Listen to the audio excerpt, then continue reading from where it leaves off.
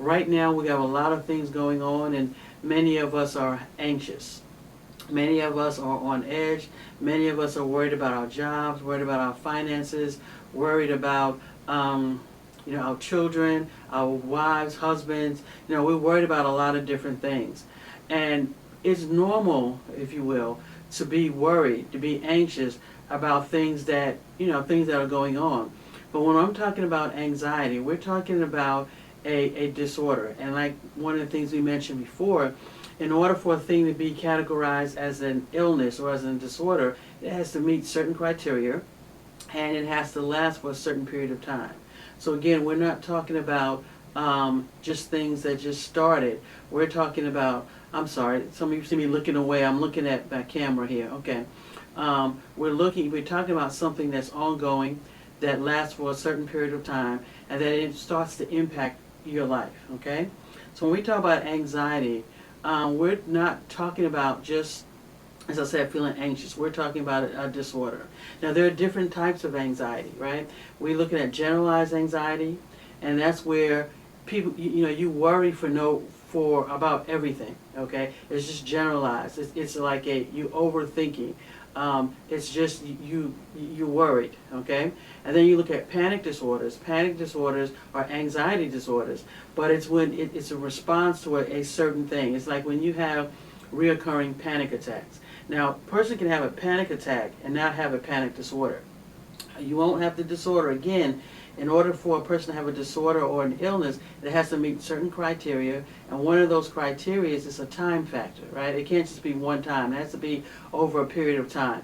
But a panic disorder is, if you've ever seen or ever had a panic disorder, you would know what I'm talking about, right?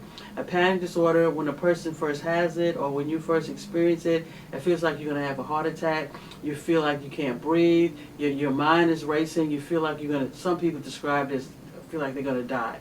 Many times a person, especially when they first have their panic attack or have a panic attack for the first time, they go to the hospital, they go to the emergency room, because it feels like you're having a heart attack. Think about when you're feeling anxious, right? Let's just say you have to be someplace at 9 and you're late. And you're trying to rush to get there, and your heart starts beating a little bit, and your blood pressure is up, you're a little elevated. Imagine that feeling times 10.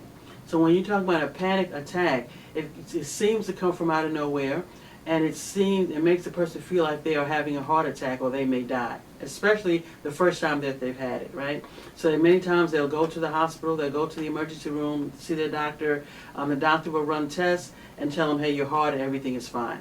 And it's usually after that, then they realize, oh, this was a panic disorder, a panic attack.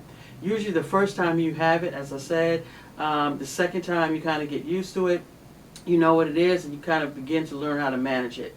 A panic disorder is when you have panic attacks on a regular basis, and now you have a disorder. And then you're looking at phobias, right? A person, I have a phobia about heights. I have a phobia about going outside. Then you look at OCD, and then you look at PTSD. Okay, so there are different types of disorders. But I just want to read something here. As I said before, we all experience anxiety at some point in our lives. But when we're looking at an anxiety disorder, it is more intense, it lasts longer, and it starts to interfere with our lives. So what do you mean interfering with our lives? When you think about a phobia, for example, there are some people who won't do certain things because of they're afraid. Anxiety can limit your life. Anxiety can put you in a position where you're not able to live your life to the fullest because you can't get past the anxiety. You don't want to go outside. You don't want to be around certain people. It could be something, you have a phobia concerning, OCD. We've seen that. You heard a lot about that on TV. A person may wash their hands over and over several times, repetitious behavior, okay?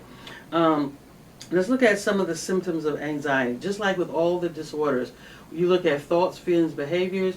You're looking at spirit, soul, and body, okay? Physically, pounding heart, chest pain, as I said before, rapid heartbeat, hyperventilation, shortness of breath, dizziness, headache, muscle aches, pain, okay? Anxiety disorder can bring on this unrealistic fear of the future. Because when you're looking at anxiety, a lot of it is related to what could happen, especially when we look at generalized anxiety. So it's an unrealistic and excessive fear and worry about past and future events, mind racing, you could go blank, you decrease concentration, memory, restlessness, feeling on edge. You start avoiding certain situations, like I mentioned before, because you start anticipating. You start anticipating certain situations that this is going to be going to happen, so you avoid it.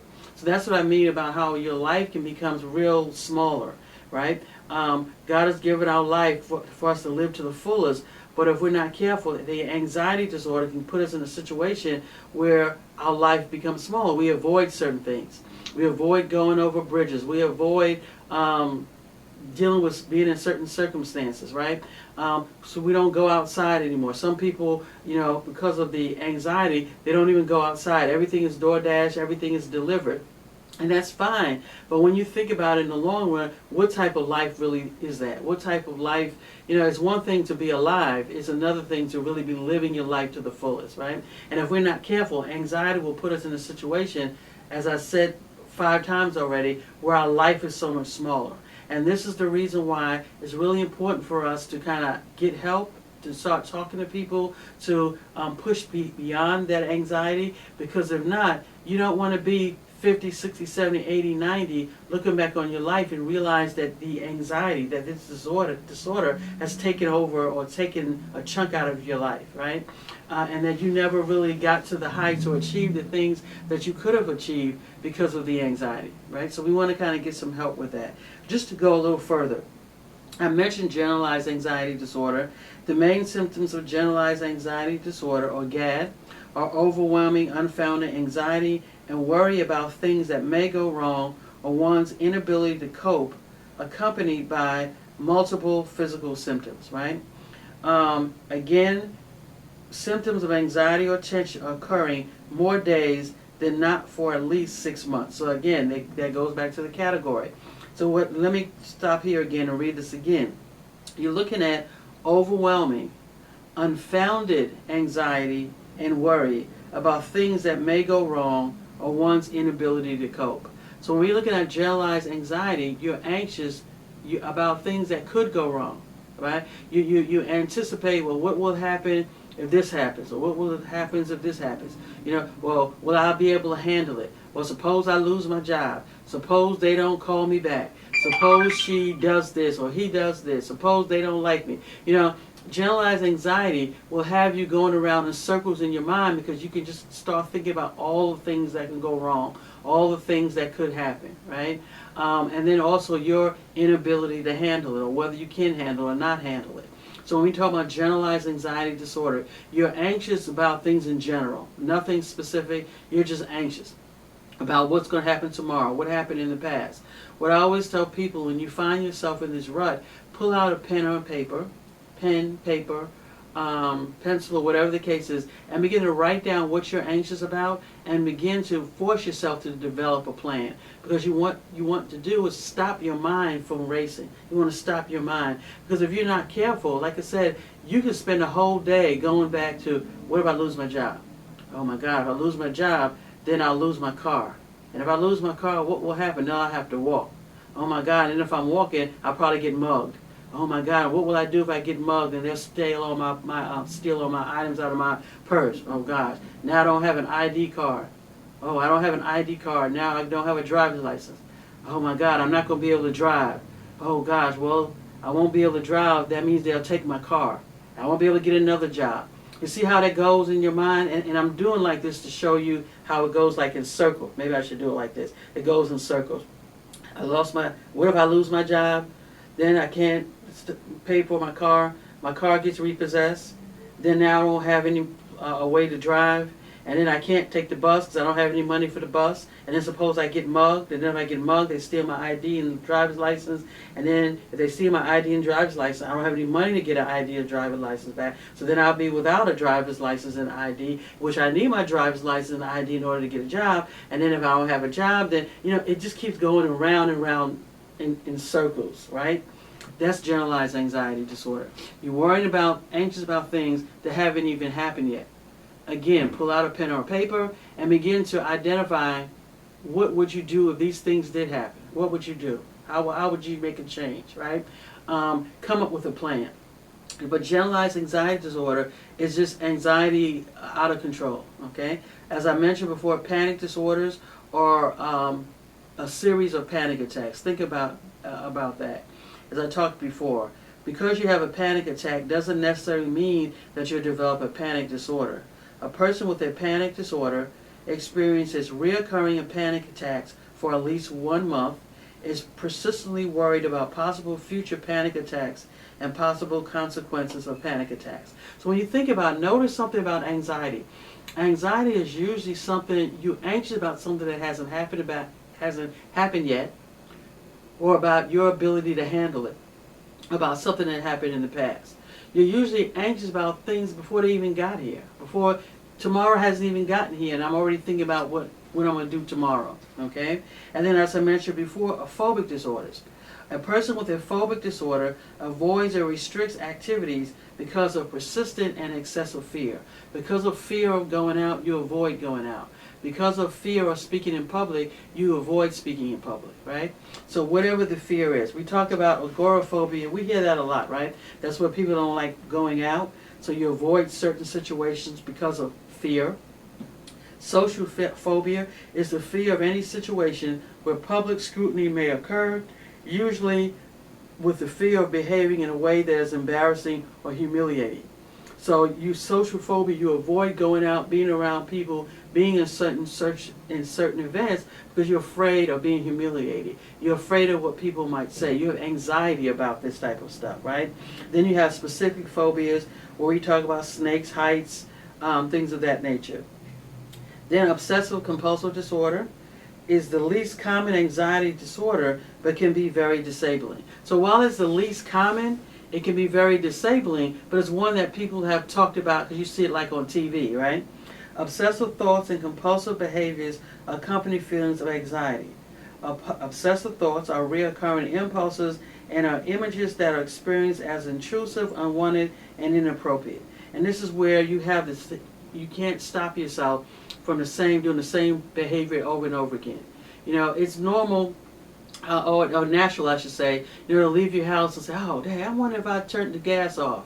And then you might go back and check, okay, I'm fine, right? But for some people, they may have to do that 10 times before they get comfortable enough to leave their home, if they even do, okay? So we're looking at what causes anxiety.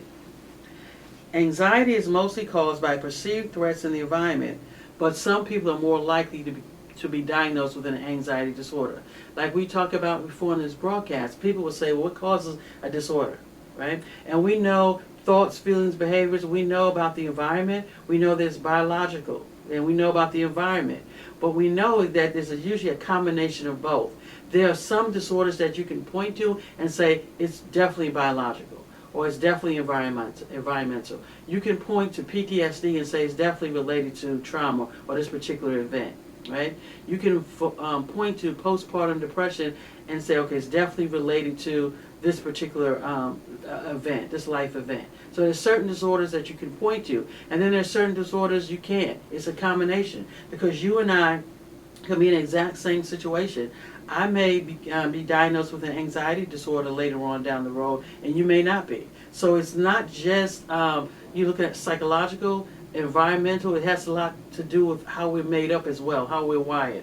So when we talk about what causes disorder, we know anxiety is mostly caused by perceived threats in the environment, but then there are some people who are more likely, because of their makeup, to maybe be diagnosed.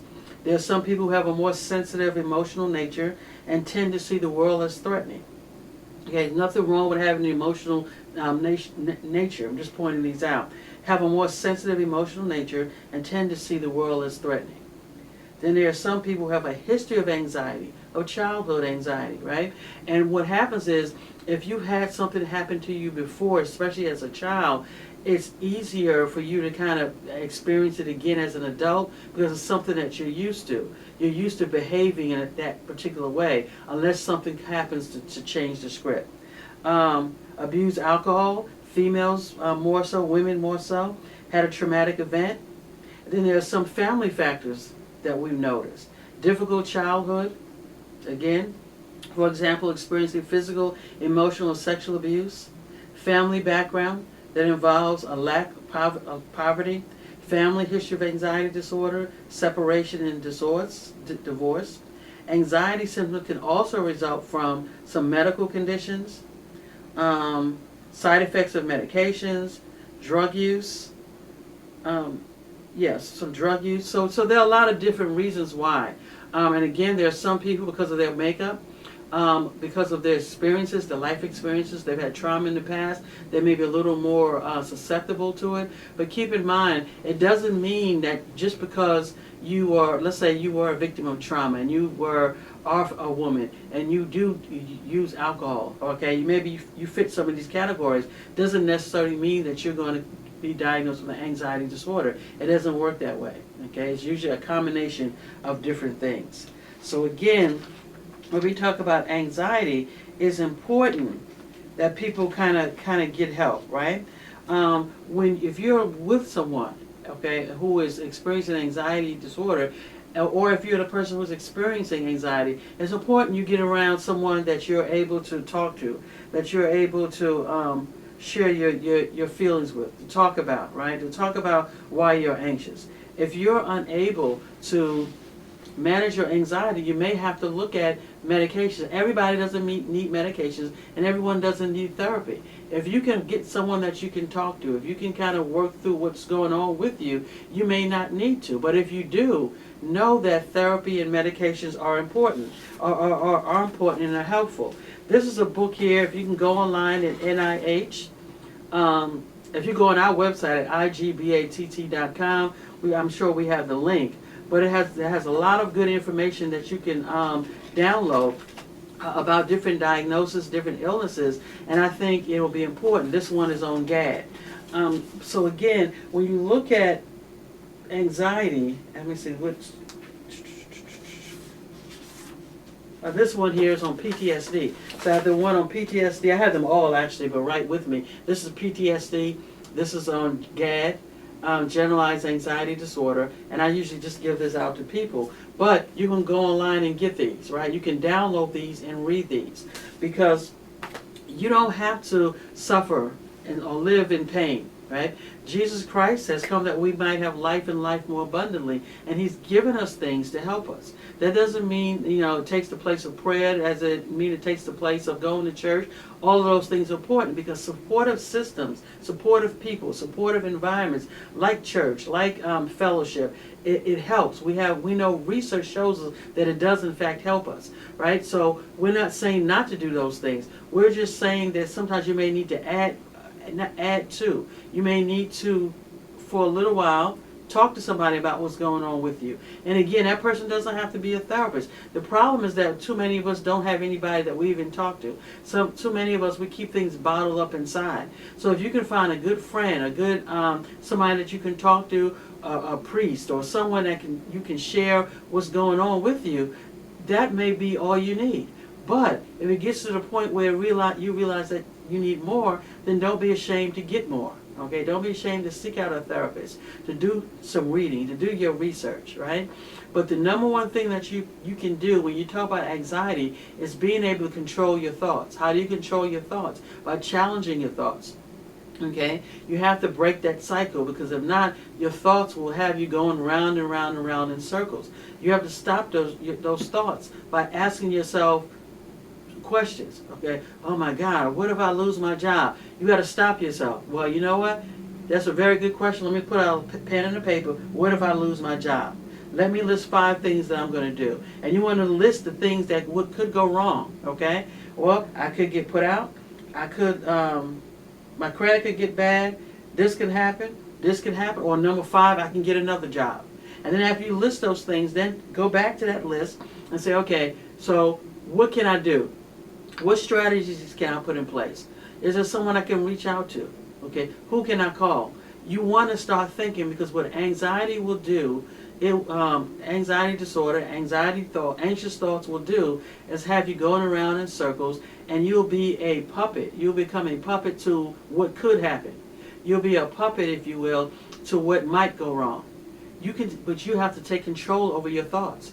You can take control over your thoughts by begin to challenge it in those thoughts. Begin to write things down. I'm a real advocate of writing things down because sometimes you got to see it. Because if not, you'll spend hours and hours before you even realize it thinking about what could go wrong. Okay? Instead of planning for what could go wrong, think about what could go right. You notice that you never think about the good things. You always think about losing your job.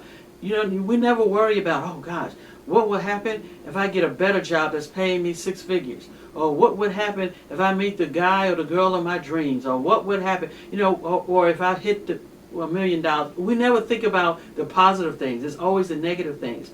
And what do those negative things do? Those negative things, those anxious thoughts bring us down. Thoughts, feelings, and behaviors are connected. So we don't know why. We may say, I don't know why I'm feeling depressed. Anxiety and depression go together. It's no wonder. Because if you're anxious, you're going to be eventually depressed at some point, right? Because if you're anxious about all the things that could go wrong, it's going to start weighing on you, and you can start feeling sad. You can start feeling depressed, right? And it's going to lead to more problems. So again, you have to break that anxiety, break that cycle by start pulling out a pen or paper and thinking about what can I do different, okay? What can I do about the things that's causing me anxiety? So what? If I get up there and I have to speak, what's the worst thing that's going to happen? People will laugh at me. I won't do a good job. Okay? Or, I'll get my words mixed up. Or, people will say things about me. Yeah, that's the worst thing. But what else could happen? What could happen is now you learned a new skill. Now you stepped out of the boat. Now you learned other things that you can do. Okay, yeah, I didn't do this right. I didn't pronounce this word right. So let me go back and practice. It will push you to practice, push you to be better. Our anxiety keeps us like this, keeps us like in a little, this is our life, that what God has for us. The fullness of our life, the joy, the happiness, the friends, the family, all of the good things He has for us. This is our anxiety. When we allow anxiety to kind of keep us stuck, all of those good things never get out, right? We're stuck. We're worried about what could happen. We're worried about who's going to say something about us, who's not going to like us. We're worried about how things are not going to work. We're worried about going outside. I don't like people. People are narcissistic. People are this. People are that. People are people. And I think one of the things that we have to learn, all of us, people are people. We all have things that we're going through, right? But we're stuck. And that good thing that God put in us never gets out, okay? We die. When we die, okay, we die with that with us, okay? And it never gets out, right? Or the goodness, the thing that God has for us. And then at the same time, some of us are praying, Lord, I want this to happen for me. I want this to happen for me. It would, but we're stuck. We're allowing anxiety to keep us stuck, right? We're allowing worry to keep us from moving forward. We're allowing fear about what could happen, or fear about what people would say about me, or fear about, how I'm going to look, or how I sound, or all this kind of stuff to keep us limited. Okay, we relying on DoorDash, and we're relying on all these, Walmart delivering, DoorDash deliver. I don't want to go outside because the world is so unsafe. But just like you're keeping your inside because of your fears, okay, you're inside and you're stuck, right? You're not being able to experience what's on the outside. But I don't want to go out on the outside. I don't want to go out. I'm fine the way I am. You say that now, but time has a way of bringing about a change. Again, this has been It's Getting Better All the Time Mental Health Outreach. You can find out more about us by logging on to our website at igbattmho.org. Again, don't let your feelings, don't let your thoughts, don't let your fear keep you stuck. Don't let it limit you. Fear, worry, anxiety, if we do not get a handle on it, if we don't overcome it, if we don't challenge it, it will keep us living a very limited life. It will keep us away from the life that God originally designed for us. And God has given us all things pertaining to life and godliness. He wants us to live our life to the fullest. But you can't live your life to the fullest if you're afraid. Again, we all get anxious, we all get fearful, but there are some of us who actually have the anxiety disorder, right? And that disorder brings about, it limits your life. right? Anything that you allow to limit you, or to put you in a situation where you can't do certain things, has the ability to limit you, has the ability to limit your life. And what I'm coming here today to let you know that you don't have to do that. There's hope available.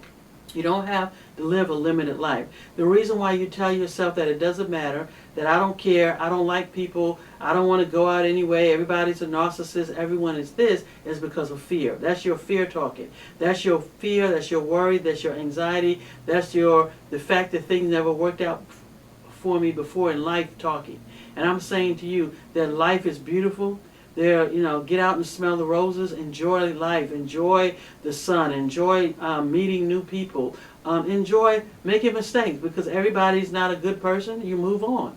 Okay. Oh, now I learned this is not a good person. I move on. Or this is not a good environment for me. This is not a good situation. I move on. Right. Again, get a pen, paper, and start writing some things down, which you're anxious and worried about. Come up with a plan. And implement the plan. Don't just write it down. Implement the plan, right? And then if you find that plan doesn't work, that strategy doesn't work, you come up with another one. But don't live a life with limits. Don't do that. Take the limits off of your life, because God has not given you a small life, right? Again, this is It's Getting Better All the Time Mental Health Outreach, providing information support while encouraging hope and faith. Log on to our website at igbatt.com. And again, you can also go on the National Institute of Mental Health. They have different brochures that you can download. I think I'll go ahead and put this on there is a link on our website, the NIMH, National Institute of Mental Health.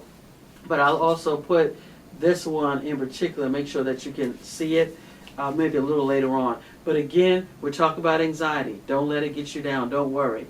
Okay? Use worry and anxiety for your advantage. See worry and anxiety as things that are going to push you further into life, into a good thing. That's going to help you strategize. igbatt.com, providing information support while encouraging hope and faith. God bless you and good night. Or good day. And if you want to write us, Post Office Box 7432, Silver Spring, Maryland 20910, or you can email us at igbatt1@AOL.com. God bless, for real this time. Bye.